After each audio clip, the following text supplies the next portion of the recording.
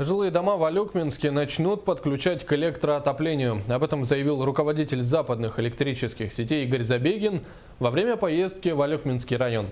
О чем еще представители энергокомпании разговаривали с местными властями, узнала Елена Фаст. За последние годы город Алекминск значительно расширил свою территорию. Молодежный поселок вырос в настоящий микрорайон. Буквально на глазах выстроены дома на пустующих территориях в районе Телевышки. Здесь ждут подвода электроэнергии и не только для самых необходимых нужд.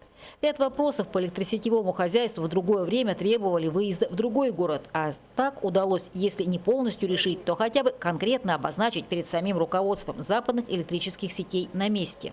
Это вопросы у нас, первое, переноса линий, проектирования этих линий,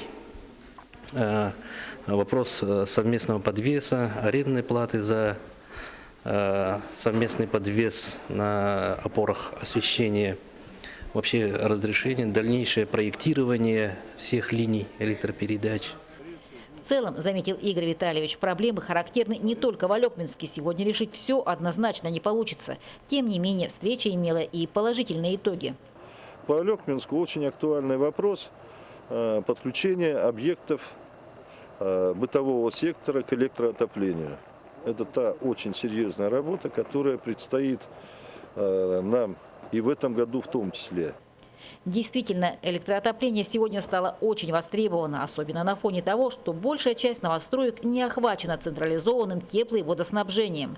Радует то, что работы в этом направлении будут продолжены. Главное же, подытожил нашу встречу Игорь Витальевич, мы, энергетики, готовы к диалогу и открыты для него.